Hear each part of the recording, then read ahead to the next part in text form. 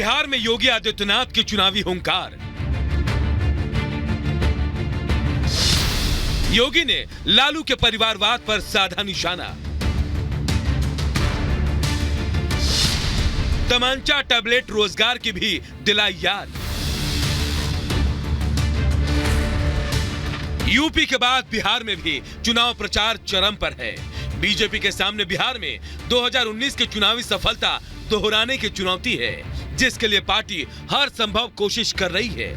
इसके लिए बिहार की धरती पर यूपी के सीएम योगी आदित्यनाथ को भी चुनाव प्रचार में उतारा गया है। योगी ने बिहार के औरंगाबाद और नवादा में रैलियां की और कांग्रेस और आरजेडी पर जमकर निशाना साधा। औरंगाबाद में योगी ने आरजेडी के परिवारवाद की खिल्ली उड़ाई।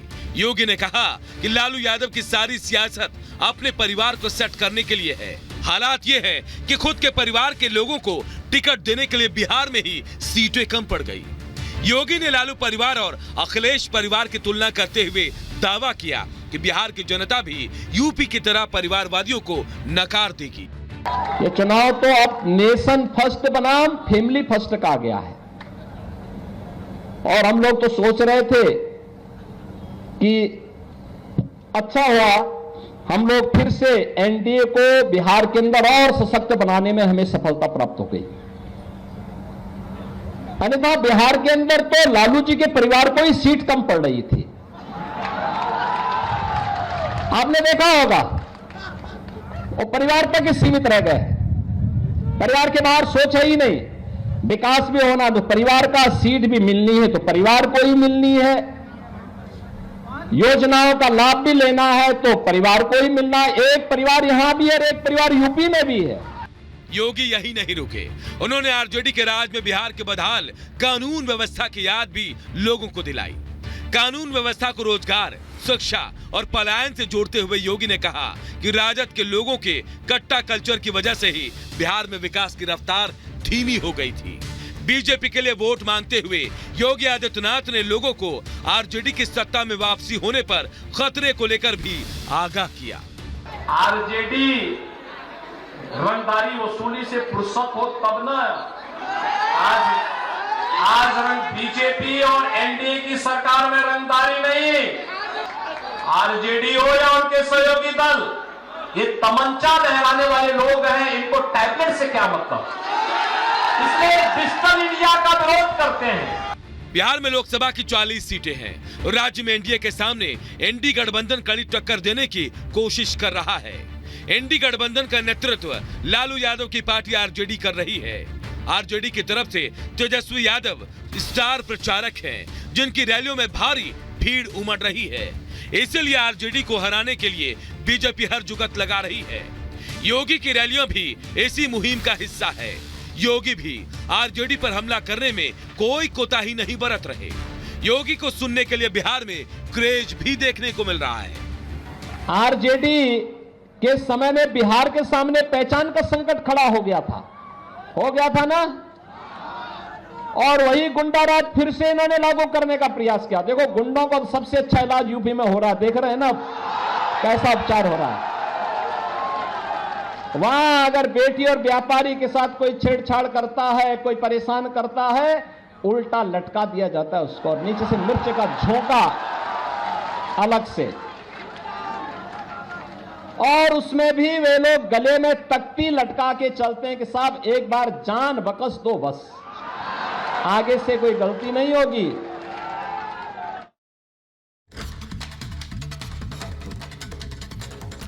वहीं आम आदमी पार्टी नेता सौरभ भारद्वाज की तरफ से बड़ा बयान दिया गया है। ये बड़ी खबर आपको बताएं। सौरभ भारद्वाज का कहना है कि अरविंद केजरीवाल और आम आदमी पार्टी को बदनाम करने की साजिश जो है वो हो रही है। सौरभ भारद्वाज कहते हुए नजर आ रहे हैं कि आम आदमी पार्टी को बदनाम करने की कोशिश लगातार की जा रही है। ये बड़ी बात कहते हुए सौरभ भारद्वाज नजर आए और साथ ही उन्होंने कहा कि अरविंद केजरीवाल के खिलाफ भी साजिश जो है वो की जा रही है। उनका कहना है कि केजरीवाल को अपमानित किया जा रहा है, केजरीवाल पर मानसिक दबाव डाला जा रहा है। देखिए, ये बार बार भारतीय जनता पार्टी को लग रहा है कि 2 साल कैंपेन के चलाने के बाद केजरीवाल जी को गिरफ्तार कर लिया, मगर आज भी ना दिल्ली की, ना देश की, ना दुनिया की जनता मानती है कि आम आदमी पार्टी भ्रष्टाचार कर सकती है। वो नहीं मानते हैं। इसलिए अब रोज रोज नए शगुफे खोलने की कोशिश की जा रही है। देखिए, आज से पहले कई पार्टियों की, कई सरकारों के मंत्री, मुख्यमंत्री गिरफ्तार हुए हैं। वो तो सजा पाने के बाद गिरफ्तार हुए हैं, सजा पाने के बाद जेल भेजे गए। उसके बावजूद अगर कोई उनसे मिलने जाता था तो एक सहूलियत से उनसे उनकी मिलाई कराई जाती थी।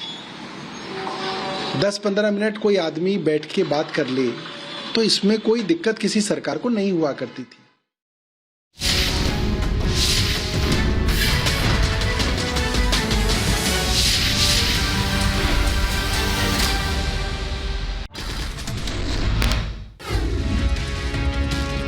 पश्चिम बंगाल में पीएम मोदी ने भी भरी चुनावी हुंकार, कहा जल्द बंद हो जाएगी टीएमसी की दुकान, केंद्रीय योजनाओं को रोक रही टीएमसी। टीएमसी पर पीएम मोदी का जोरदार हमला, कहा दलित और आदिवासी टीएमसी के गुलाम नहीं, गरीब को सशक्त नहीं करना चाहती है टीएमसी। ज्योतिरादित्य सिंधिया ने दाखिल किया नामांकन, सीएम मोहन यादव और पूर्व सीएम शिवराज सिंह चौहान की मौजूदगी रही।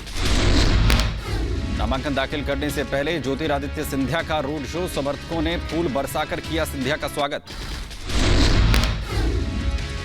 डिंपल यादव ने दाखिल किया नामांकन, डिंपल यादव के नामांकन के दौरान अखिलेश यादव, शिवपाल यादव और रामगोपाल यादव मौजूद रहे। अखिलेश यादव ने बीजेपी पर साधा निशाना, कहा इलेक्टोरल बॉन्ड में ईडी सीबीआई को आगे करके चंदा बटोरा गया, बीजेपी का सफाया होना तय। सीएम मोहन यादव पर रामगोपाल यादव का बयान, कहा मैं किसी मोहन यादव को नहीं जानता, बीजेपी किसी को भी भेज देती है।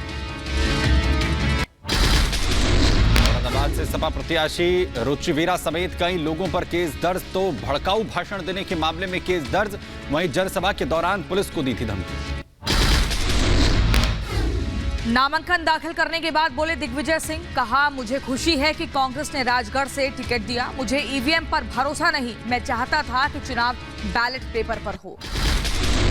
बीजेपी ने जारी की उम्मीदवारों की 12वीं लिस्ट, देवरिया से शशांक मणि त्रिपाठी, डायमंड हार्बर से अभिजीत दास और फिरोजाबाद से विश्वदीप सिंह को बीजेपी ने दिया टिकट।